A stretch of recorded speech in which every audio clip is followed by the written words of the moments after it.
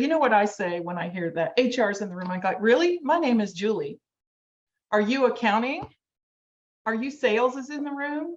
Are you marketing's in the room? You're a person, I'm a person. Let's just be people together.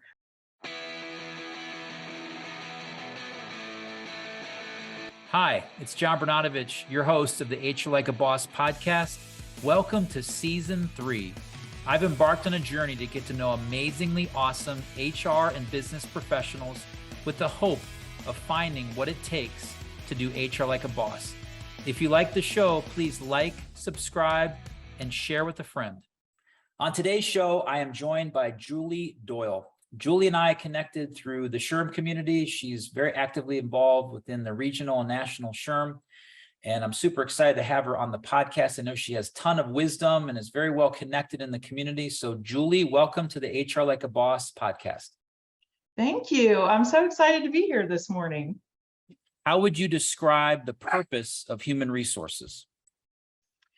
Well, the purpose of human resources, I think, is to make sure that we are meeting the needs of our employees and connecting the big picture strategy of the business to them. So every person, I believe, comes to work to provide for themselves and their family. I do, you do, we all do, right? So if we come to work at a business, we need to understand what impact we can make on the overall strategy of the business. So why am I here? Why is my work meaningful? What do I do that makes an impact on the bigger picture? And I think if we can connect those by making sure that the employees have what they need and that they are in a position where they can grow and develop and keep their eye on that strategy, and we communicate with them and they have an ability to grow, that everybody's going to win. The business is going to be successful. The employees are going to be successful in their lives and their careers. And that means that your clients, your customers, your service, whatever you're providing is going to be top notch as well.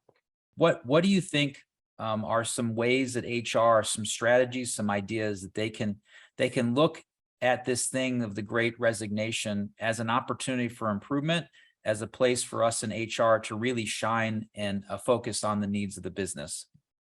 Well, you know, we've had this shift because of the pandemic. And like you said, you can call it the great resignation or whatever tagline you want to put on it. I kind of call it a reevaluation.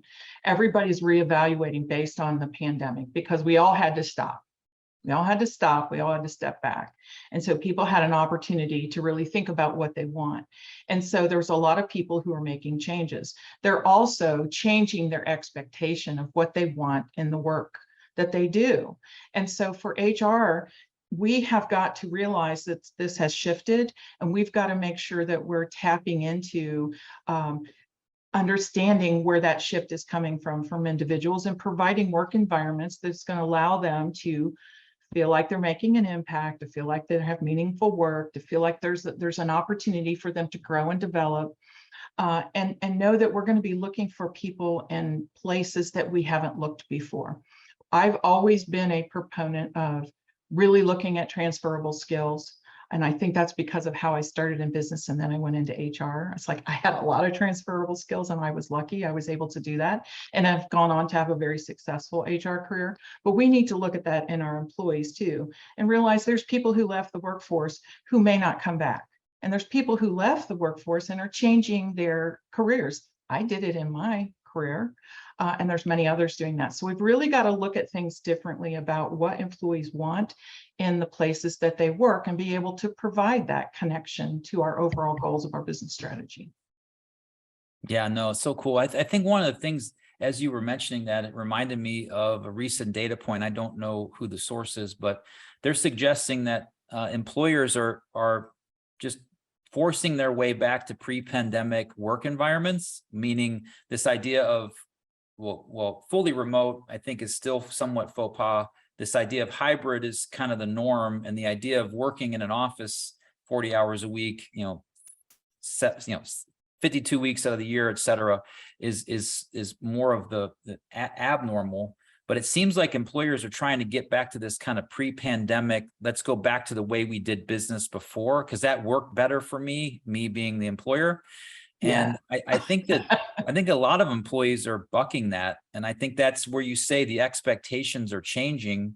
the tolerance for working in an environment that feels like so 2020 is not what employees want these days, but employers, some of them just don't know any different, right? Right. Do you get a sense of that? Yeah, I do. I think that leaders are still struggling a lot with this. And there are some businesses where, people have to be on site. I get that. But there's others where this pandemic forced us to think differently. We didn't have a choice. We were dragged kicking and screaming into where it had been heading for a long time, but we got there really quickly, right? Nobody would have believed we could have worked remotely. So I think what we need to do as HR professionals continue to help our leaders understand and have the skills to be able to lead people remotely more effectively and lead teams more effectively remotely, so that they don't feel like they have to be in front of them every day, because we know that the employees are not wanting that in a lot of cases. They're wanting some more of that autonomy. They're wanting some of that flexibility because it gives them a little more work-life balance. And that has become very important to people. What do you feel the gap is between having that mindset, that business mindset that practices in the field of HR, but is focused as a business person, compared to maybe some of the stigma or what others might say about HR professionals that maybe don't feel like they're as connected to the business? Maybe they're more compliance centric or whatever the case might be. Do you have a rationale, a theory as to why that is?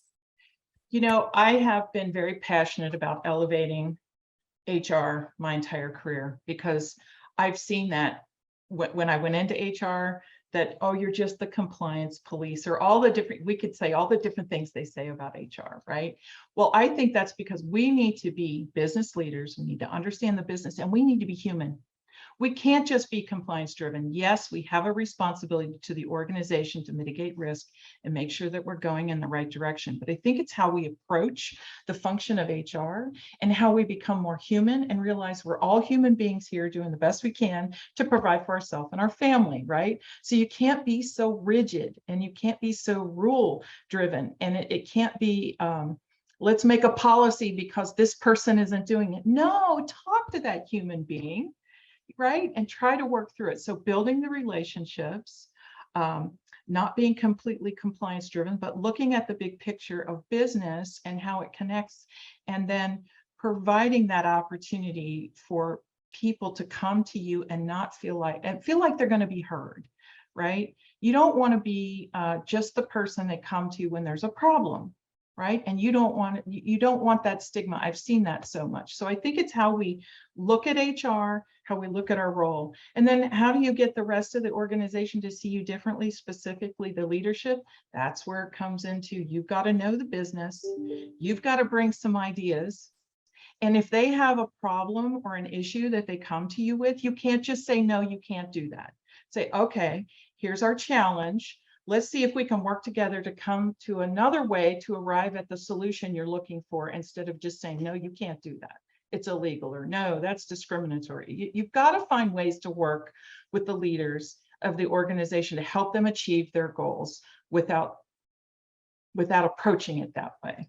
I get all my guests out of the show on one final question: is how would you describe someone that does HR like a boss?